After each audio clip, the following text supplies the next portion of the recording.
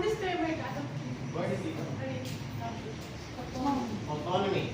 The degree to by which the job provides enough freedom and discretion to employees. So, alamin mo na kami ng autonomy.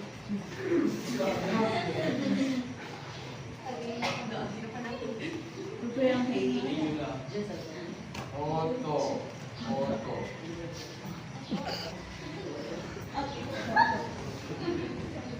Mamaya natin muna natin yun.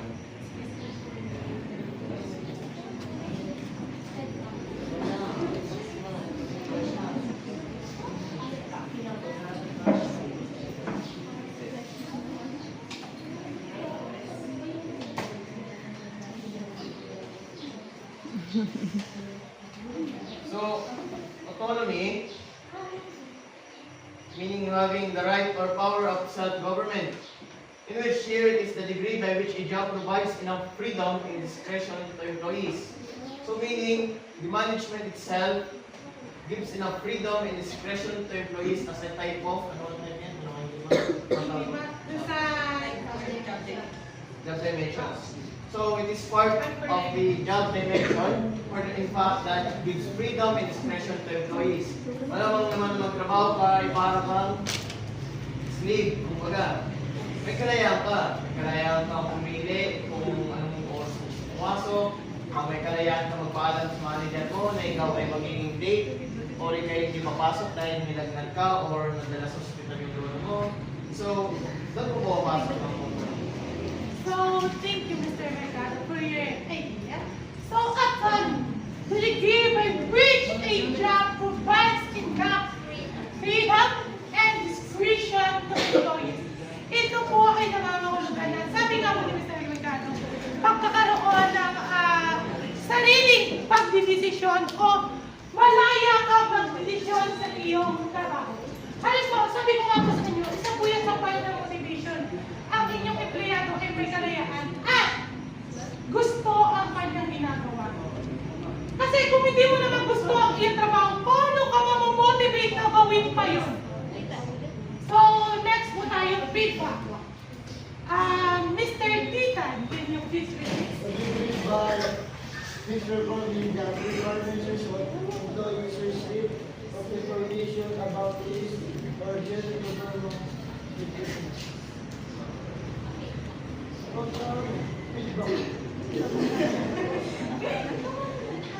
Thank you, Mr. Titan. So, the word feedback. So, siya is yung, kumbaga, diba, the degree by which performing job requirements results in employees receipt of information about his or her performance.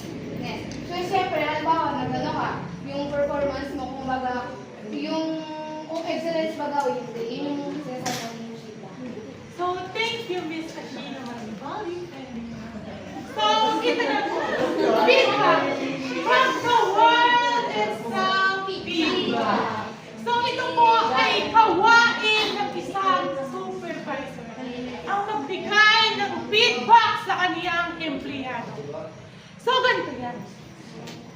Halimbawa, nakita mo ang iyong trabaho ng masipag.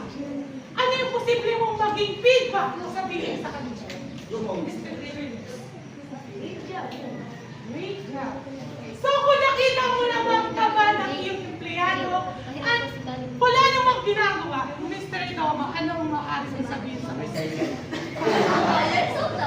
So, ganito yan. So, kailangan po pag nagbibigay tayo ng feedback is being brief and specific. Halimbawa, pero dito po sa pagbibigay ng feedback, hindi po natin kailangan ibaba yung steam ng isang tao. Kailangan i-motivate pa rin natin sila. Katulad na sinabi ko sa inyo na nakaraan, na kailangan kumbaga sasabi tayo sa employees natin, ganito. Nakikita ko na ang iyong trabaho ay low quality. So, baka naman pwede i-aral sila ng ayos. Baka pwede na ayusin mo ang trabaho mo at kung aayusin mo ang trabaho mo, maaari kitang bigyan ng bonus or promotion. Doon po. So, thank you. Next po. Thank you. equity theory. Miss Grimaldo, can you please? A theory developed by James Adams, which stated that employees assess job outcomes in relation to what they put into it and then compare this with their coworkers.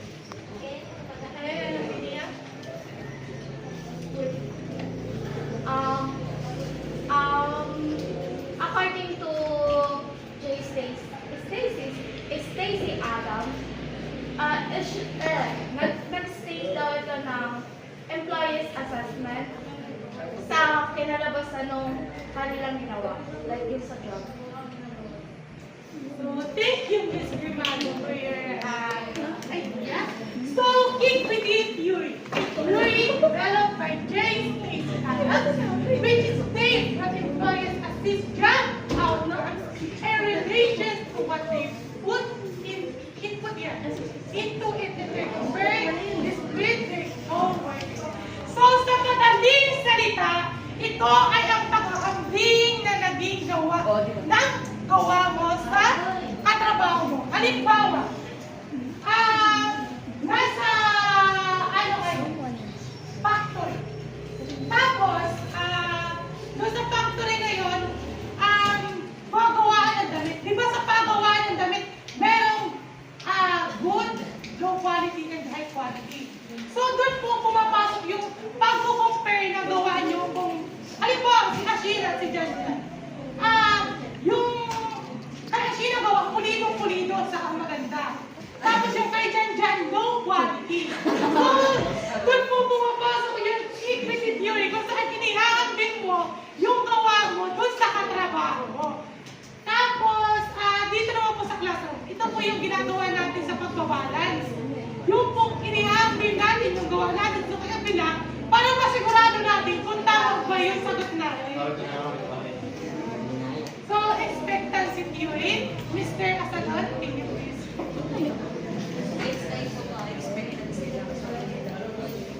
Typo lang, expectancy.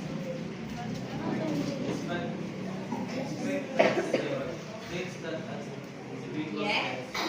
Up in a certain way based on the expectation that the act will be followed by an outcome which may be attractive or unattractive to other.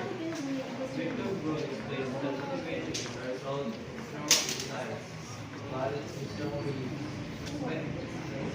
by way of which balance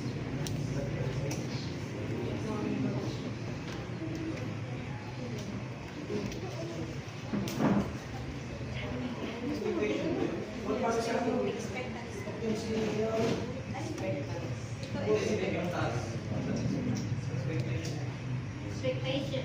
Okay. So, okay na. Thank you, Mr. Asalon, for expectancy from the root word expectation. They state that an individual tends to act in a certain way based on the expectation that the act will be followed by an outcome. So, pag gumagawa po tayo ng isang trabaho, dapat alam natin na may kakalabasan nito na maganda. Maaari kung ang kalabasan ng ginawa niyong kilos o trabaho ay attractive or unattractive. Maaari pong maganda ito o hindi naman. Victor Broom explained that motivation is a result of a strong desires and strong beliefs, expectancy by the way of equation, balance plus expectancy. Expectancy po yan. Tayo pa lang. What equals to motivation? Kung meron po tayong strong desires or balance and strong beliefs, makakabuo po tayo ng motivation. Halimbawa, alam mo na ginagawa mo ay maganda. So, namomotivate kang gumawa nun sapagkat gusto mo ng reward. Yun yung output.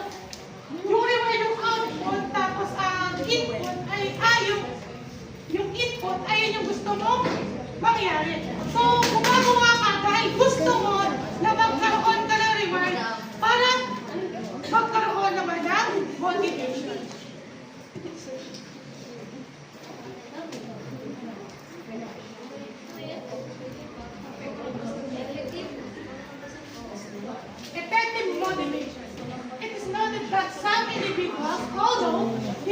haven't even finished high school education are very effective leaders.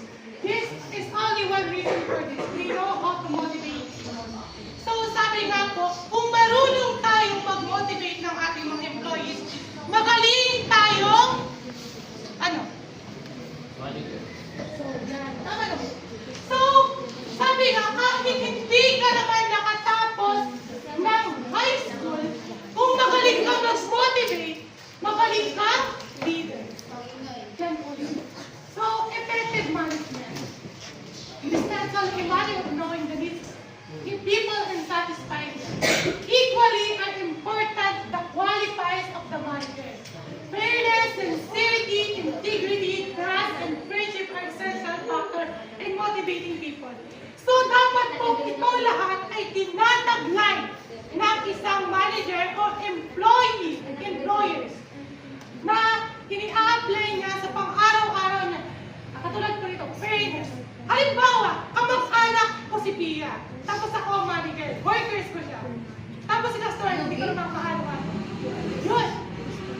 Tapos dito kay Pia, hindi ko siya binibigyan ng mabigat na trabaho. Tapos si Castor naman, binibigay ko sa kanya halos lahat ng trabaho. Yun po yung tinatawag na hindi fair. Yun yung unfair. Pero sa fairness po, yung wala kang kinikilala kahit ng anak mo, dapat pantay sila. At dapat maayos ka pakikitungo mo sa kanila. Hindi dahil lang kaibigan mo sila or mas mataas yung tinatawag sila dahil sa business. So, next po. Motivation. Mr. Serge.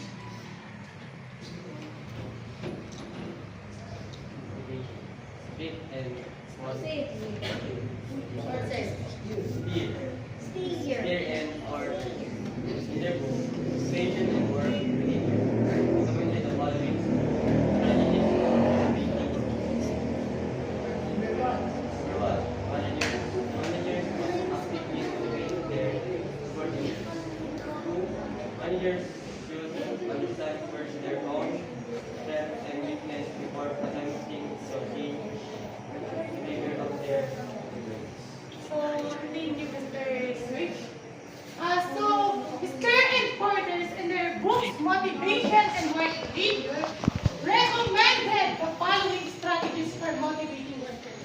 So, managers must actively motivate their subordinates. So, kailangan po ang isang manager ay minomotivate ang kanyang employees ng maayos. Manager should understand first